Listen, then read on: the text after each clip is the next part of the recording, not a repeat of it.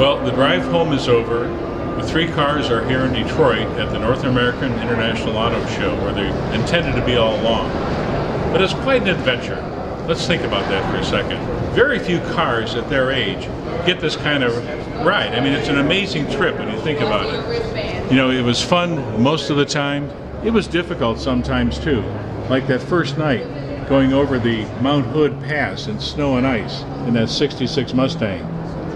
My drive was with Ashley Bice. We talked about that adventure midway over the pass.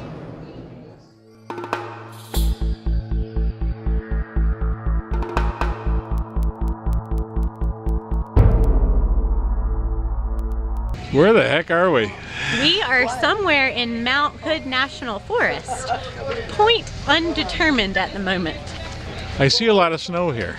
Quite a bit of snow. And you've been driving through a lot of snow too, haven't you? We have, but thanks to Michelin, we have good winter tires and traction has been with us.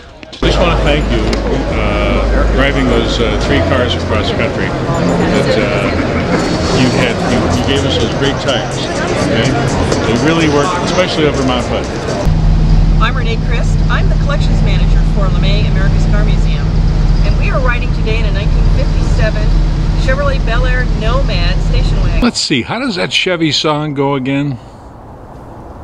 See the USA in a Chevrolet, da da da da da da da da da da. See the USA in your Chevrolet, da da da da da da da da da.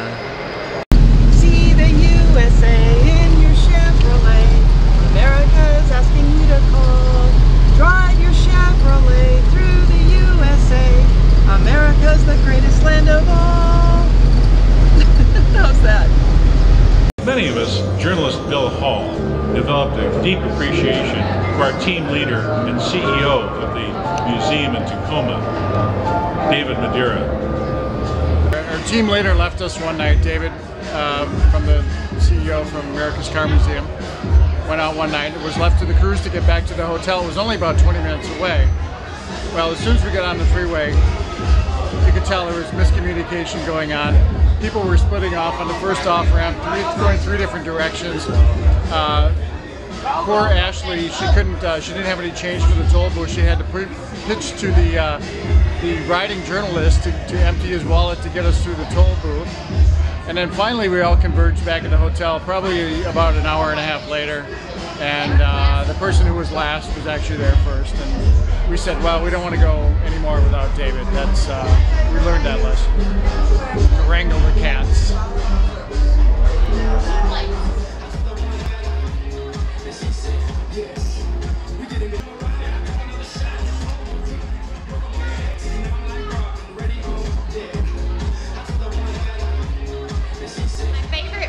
Was when we went up Loveland Pass and we kept trying to call David on the radio and we couldn't get him, so he called me on the cell phone and said, Ashley, I can't find the radio anywhere. I was like, okay, well look when we get to the top. So Val and I get out, we go through his car, we're digging through his backpack, we're looking under the seats, we can't find it anywhere.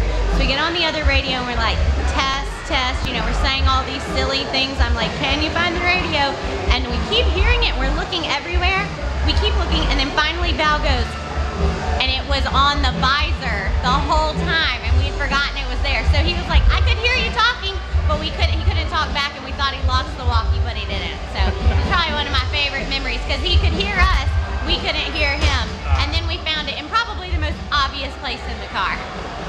You didn't say anything bad or inappropriate at all at that? No, we did learn that. Even if you don't hear someone talking back, they might still can hear you on the radio. So you want to watch your P's and Q's for sure. One of my favorite points of laughter was that first morning in Bend, Oregon, when the locks froze on the '57 Chevy Nomad.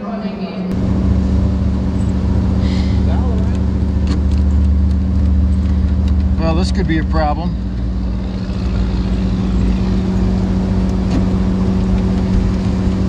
I feel like we don't even have the right key here.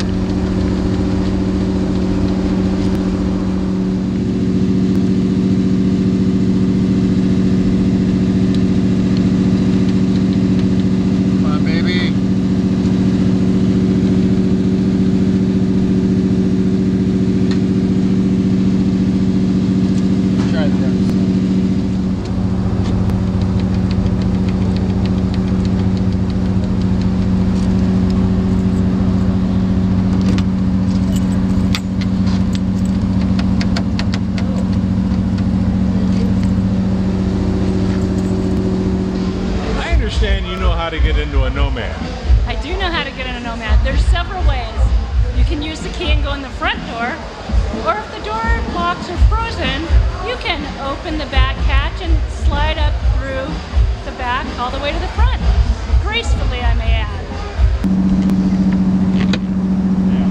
Make sure this doesn't fall on my head, please. Oh, there you go.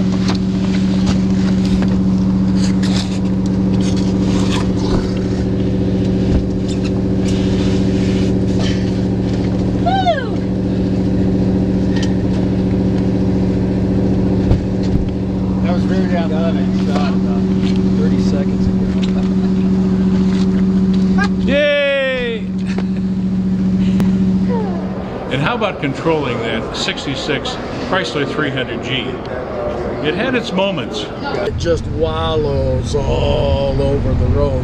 What they've done is intentionally adjusted the steering box so it's a little bit loose to prevent wear on this old steering box. So when you want to turn right or left, you know, turn the steering wheel and wait a little while, and then it comes around, kind of like steering a big boat.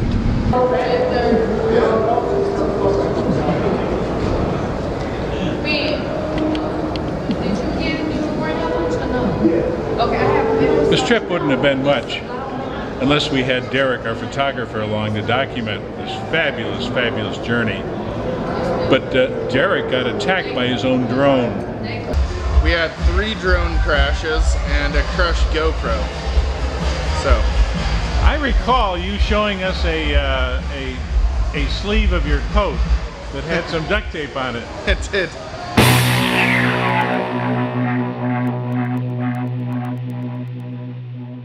It did.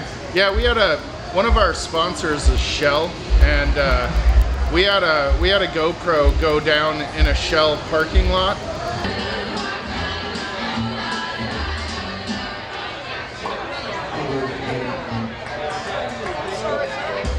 And it went upside down, and I went to grab it, and it was in full flight. It thought it was in full flight at the time. Turned out to be a bad GPS update. So I had to grab the drone and hold it while I was operating the app to try to shut off the drone.